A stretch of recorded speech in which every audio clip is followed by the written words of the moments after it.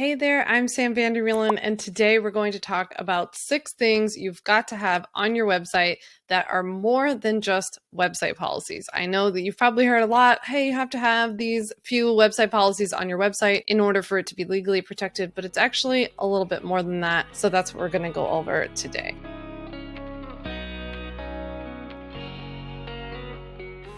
In case we don't know each other already, I'm Vander, an attorney turned entrepreneur who helps online coaches, course creators, and service providers legally protect and grow their online businesses using my DIY legal templates and my Ultimate Bundle program.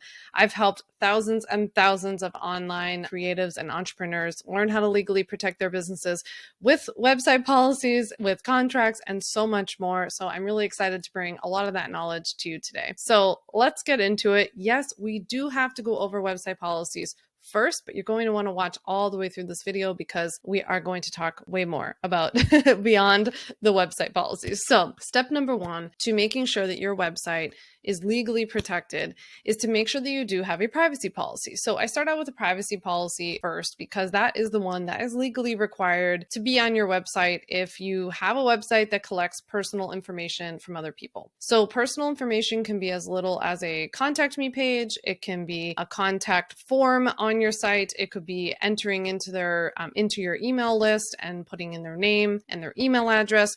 There are so many ways that we are collecting personal information in our websites and elsewhere in our business that require us to have a privacy policy. You also need a privacy policy if you ever run Facebook ads because Facebook requires that we have a privacy policy on any page that we send Facebook ad traffic to. So that's something important to keep in mind. Now, when it comes to drafting a privacy policy, I don't recommend that you go with like a free thing or a generated thing because they tend to be really generic, really basic, and not exactly robust enough for what you need for your business. The key to any good privacy policy is that it just has to be true as to you and how you run your business. Because a lot of times there's not necessarily a right or wrong answer with a lot of the information that's put into a privacy policy. But if you don't specifically describe how you collect personal information, how you protect that information, how people can get it out of your system or edit it and alter it in some way, then that's when we run into problems. So it's not important that you just have any old privacy policy. It's important that you have a privacy policy that's true as to you and how you run your business. Of course, the best and first option is always to have an attorney, your own attorney, draft a custom policy for you. If that's not possible, then I do also have legal templates that are fill in the blank style for those kinds of things. But I don't recommend just trying to cobble together a freebie online because they are a little bare. A good privacy policy goes over the like who, what, when, where, how, all that good stuff about how we collect personal information online. So it tells people where on your website or in your business you're collecting personal information, what you're doing with that information, why you're collecting it, how you're keeping it safe, for example, what measures and safety mechanisms do you have on your website or in your business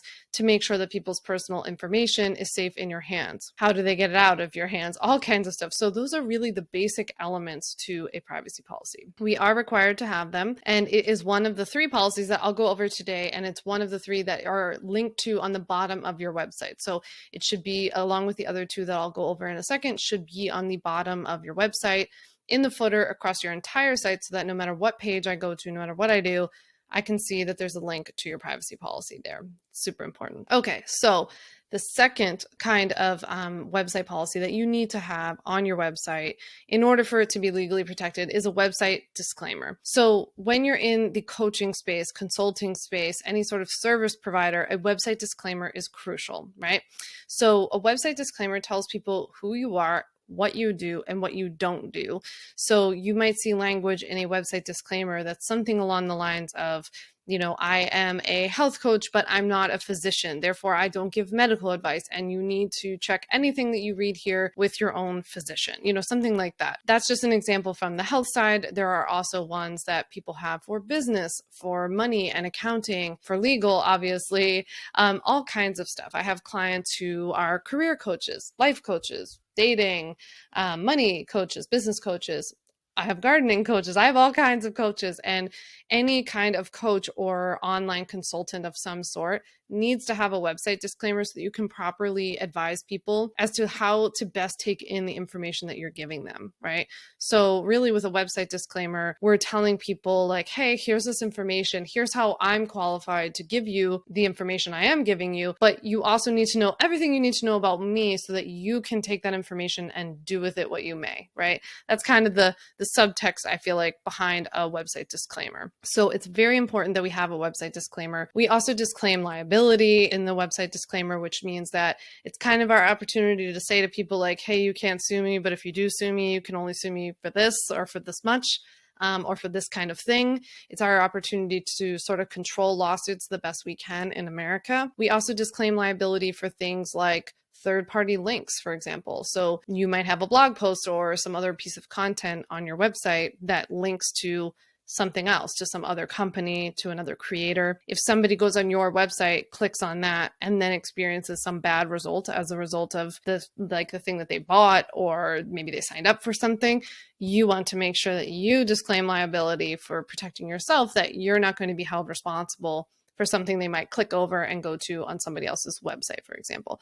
So that is another thing that would be located inside of your website disclaimer. This is the second of the 3 website policies that you should have on your website. And just like your privacy policy, the website disclaimer should go as a link on the footer of your website, and it should be available across the entirety of your website. A lot of my customers also like to use their website disclaimer in things like Facebook groups or maybe inside of courses. So I'll recommend that you take the URL that you get from your website disclaimer and you could pop that URL into like a Facebook group or wherever else you want to in your business. The third and final website policy that you need before we move on to the other things you need to legally protect your website, but the third website policy you need is terms and conditions policy.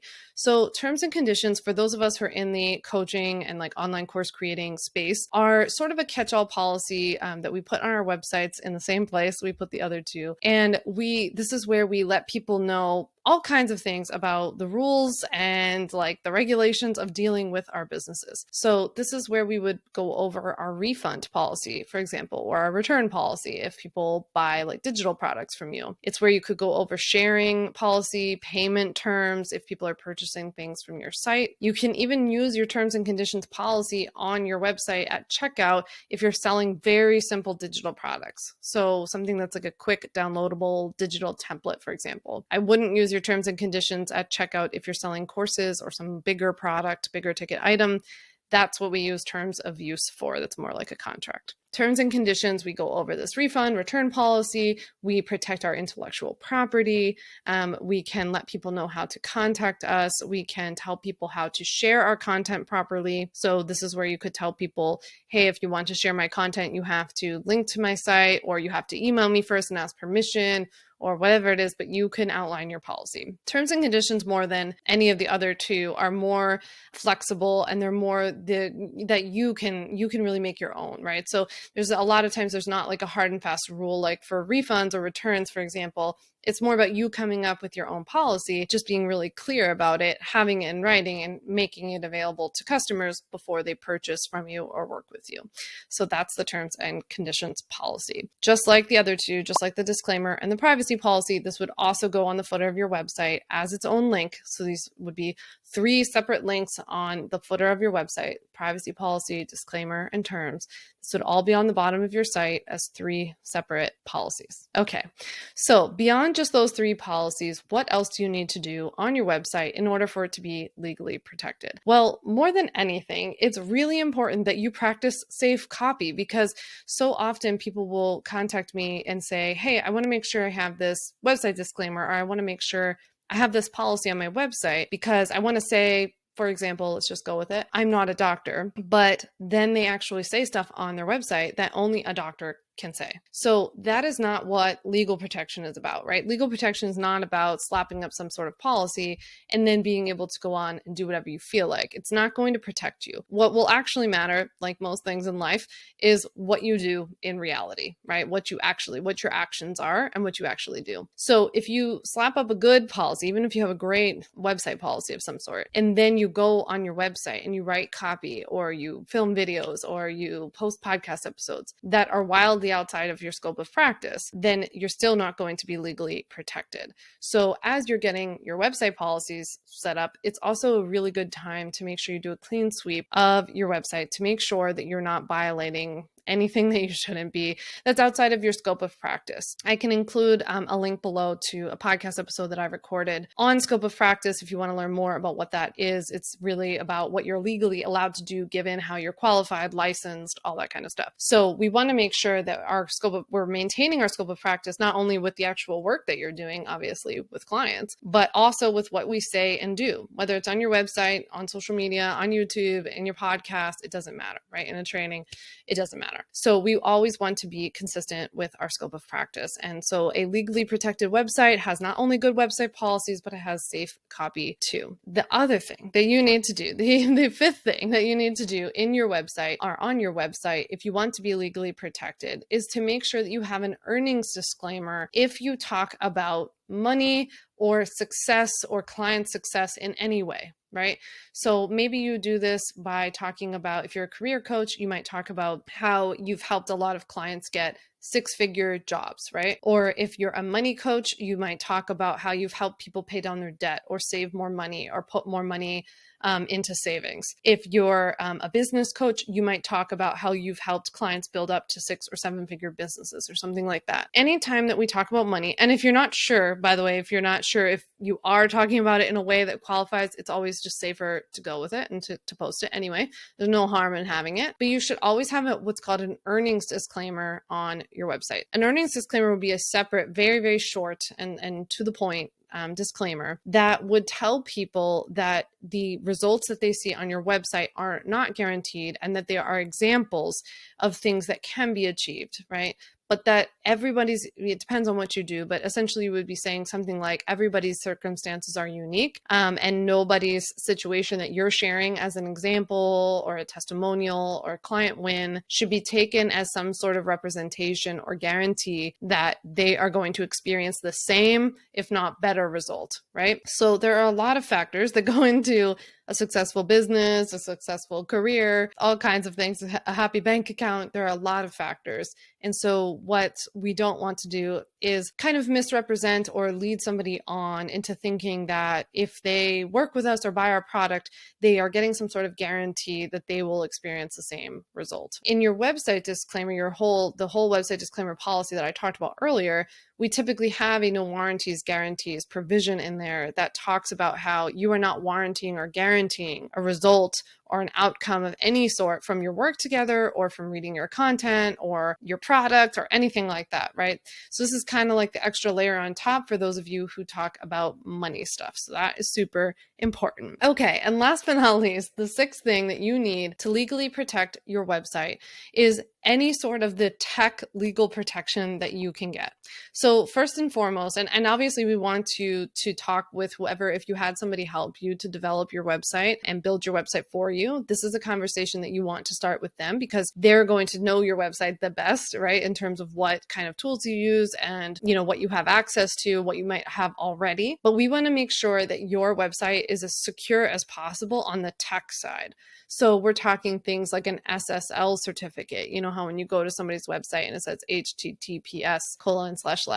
So we want that little S, right? Not just the http://. So it's really important that we get that SSL certificate. That is also going to not only protect your website in general, but it's also going to protect the purchase process if you have checkout protection or if you have checkout like options available on your website, then you want to make sure that any of those checkout pages are secure as well. So SSL protection would be the very first thing that I would do if I were you. Typically, you can contact your hosting provider to make sure you get what's called an SSL certificate.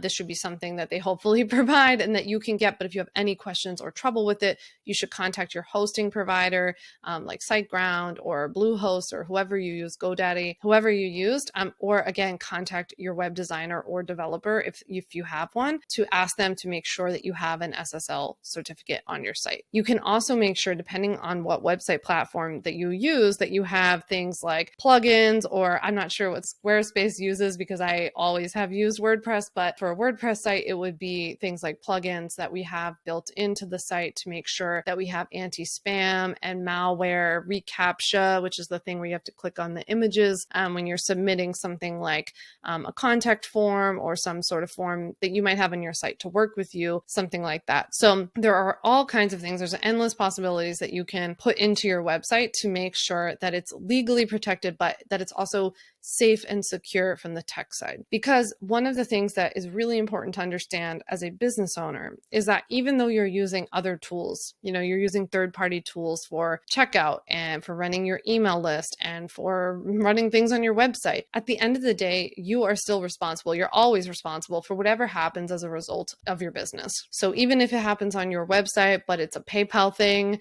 or something like this, you're always going to get blamed for it. Whether or not they'll have a legal leg to stand on is a whole nother issue for another day, but you are still going to get blamed for it. So you're going to put yourself in a very good position to be able to say, hey, I have all these layers of protection. I did everything that I could, or as much as I could, to protect my website from getting hacked, from stealing people's personal information, from stealing people's financial information, from stealing the information that clients upload, their client work, maybe, depending on what you do. It's really important that you'll be able to show that you made best efforts to protect your website, because I would hate to see a situation where something does happen and then they look at your site and they see you had nothing. You didn't take any steps, right? You didn't have an SSL certificate. You didn't have any anti-spam or malware stuff. So it's really important that you at least make some efforts to show that you made the best effort possible to legally protect your website, to protect your clients as best as possible. Of course, there are so many more things that we could talk about, but those are the 6 best things that you can do beyond just website policies to legally protect your website. If you have any questions for me, you can just leave them below. Otherwise, if you are ready to legally protect not just your website, but also your online coaching and course creating business, then I would definitely recommend watching my free legal workshop, 5 Steps to Legally Protect and Grow Your Online Business. In it, I teach you my 5-step strategy to legally protect your website, keep copycats off of your content, send legit contracts, and figure out how they actually work to cover your bacon. And I also teach you how to properly form your business, and the only way that you really can form your business if you want to be personally protected. So I'll make sure you have the link to that below to watch my free legal workshop, 5 Steps to Legally Protect and Grow Your Online Business. In the meantime, I would love for you to pop over and say hi to me on Instagram. I'm at Sam Vander Wielen. Just say hi. Let me know you watched this video. I hope that this video about how to legally protect your website beyond just website policies was helpful. I'll see you later.